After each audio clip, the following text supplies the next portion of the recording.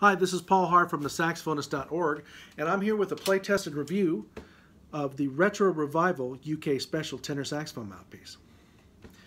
You know, Berg Larsen mouthpieces are what I grew up with. As a child of the 70s, everybody was playing those mouthpieces, from the guys in Chicago to Blood, Sweat, and Tears to Tower of Power. Then you would turn on the Tonight Show and you'd see Pete Chrisley taking a solo on his Berg Larsen. Sonny Rollins, Saxophone Colossus video came out when I was younger, and you could see him playing that beautiful stainless steel Berg Larsen. Coleman Hawkins in the 1950s. They were everywhere. So I grew up playing these mouthpieces, and I've owned a ton of them. They were wonderful stainless steel, and they also offered a hard rubber copy version. But there were stainless steel mouthpieces from an English company, and they came in various chamber sizes. 0 was a bright chamber. I think they even made a double 0 for a really bright chamber, and 3 was a rather large chamber or dark sound. I very foolishly one time, after hearing Pete Chrisley play live at an IAJE convention, said, you know what, I'm going to go buy a 125/3 because I think that's what he played on. Well, I didn't sound anything like Pete Chrisley, and I've fortunately grown out of knowing that a mouthpiece is going to make the sound. It's the player.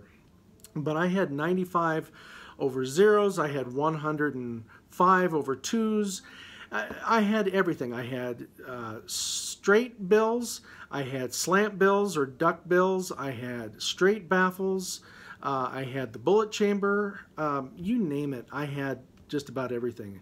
Mouthpieces with tables that looked like they were made, had the denim imprint or didn't. So, you know, I've played them all, and one thing was universal.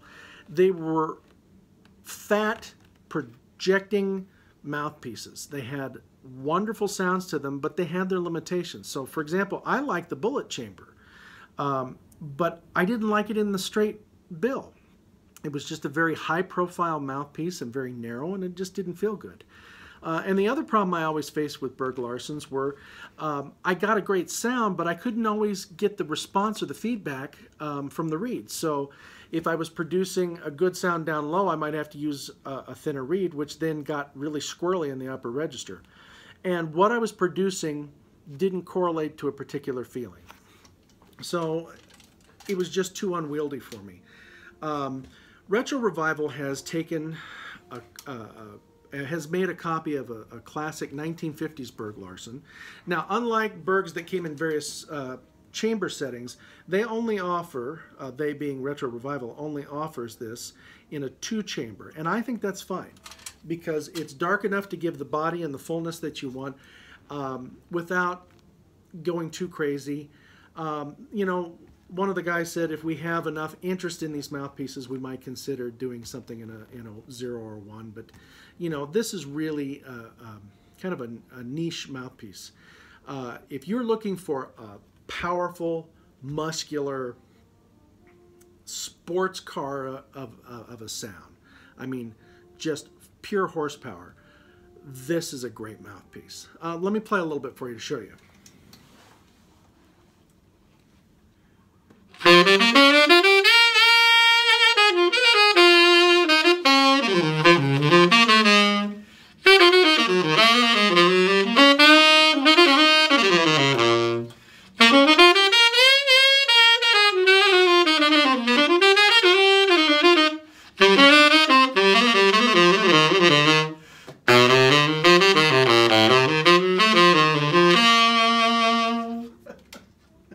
You know what? I got to be honest with you. I've been playing this mouthpiece for 2 weeks, and every time I get done playing it, I grin and I laugh. I don't know if this is the sound that I really want out of the saxophone, but it's fun. You know, I made the analogy to a sports car. This is like driving a Corvette, and for that moment, you're like, boy, this is really great. Sure, I won't be able to put my other 3 kids and my wife in the car with me, and I'm going to have to use half a month's salary every 10 minutes for insurance. but it's just fun. It's responsive. It's got a huge, powerful sound. And that was just putting a moderate amount of air through it. But I don't want you to think that the projection means that your tone concept is going to be limited to that. There are some mouthpieces out there that produce great sounds, but you can't get any flexibility. That's not the case with the Retro Revival. I can play a variety of styles. I can obviously play with a lot of wattage, but I can also play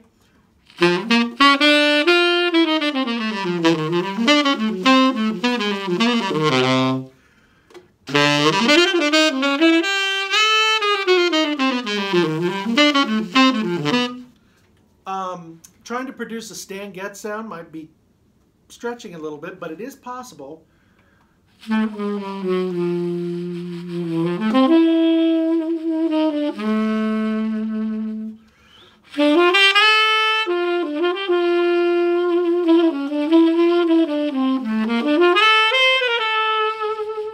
I'm barely blowing to produce that. Like the slants, the true slant, this is a great voo-voo mouthpiece, but in a different type of centeredness.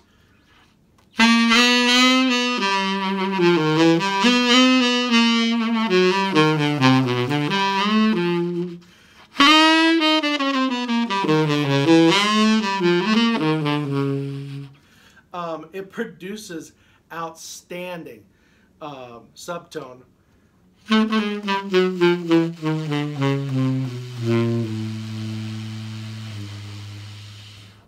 It's a lot of fun, but unlike the Berg Larsons that I used to play, you don't have to worry about what I call saxophone puberty. You know, you're trying to play with your normal throat setting and voicing as you go down, but you get down to low E or F and it starts to crack.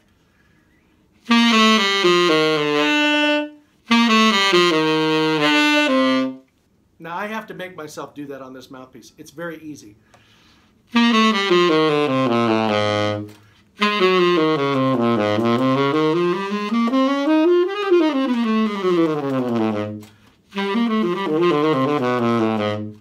Very responsive articulation.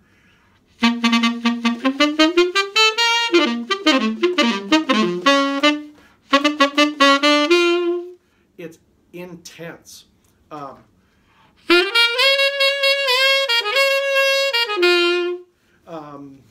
The altissimo, if I can try it.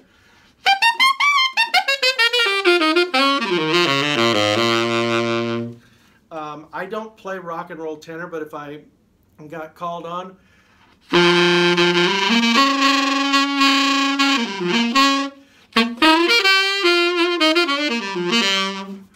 if I had to play that 50s rock and roll style, I probably really welcome the call to be able to do it.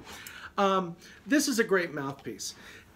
The best part about it is it has all the characteristics of the other Retro Revival mouthpieces that I've played, and that is they produce an effortless blow. There's not a lot of back pressure, it's immediate in its response, and it works really well down in the low register. That's a big deal. I've tried a variety of reeds. If I go lighter, I'm actually using like a 3.5 classical reed on this to give it a lot of body. If I go lighter, it's just going to get brighter, but the response is still there. It is a lot of fun. This is the mouthpiece that other people that have tried to play it, they say, oh, no, I'm not going to try the Berg copy because I've never had luck with those. And I say, try it.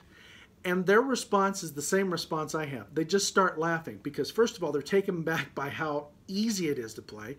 And then they're just amazed at the powerful sound. And I don't want you to think that power comes at a sacrifice. There's still overtones and flexibility. It's just got a lot of oomph for the buck.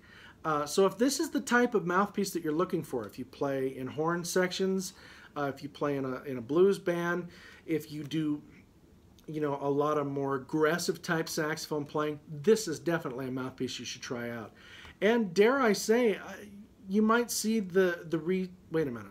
I was just about ready to say you might see the resurgence of the Berg Larsons, but this isn't a Berg Larson. This is a Retro Revival, which is a copy of a Berg. It's confusing. All I know is it's a great mouthpiece. It's a lot of fun to play. And if you get an opportunity, check one out. If you want to see a review of 5 of the Retro Revival line that we were fortunate enough to try, go visit our website at www.thesaxophonist.org. That's www.thesaxophonist.org, and check it out. Or you can check out YouTube clips of play tests and reviews on our YouTube channel. Thanks for checking us out.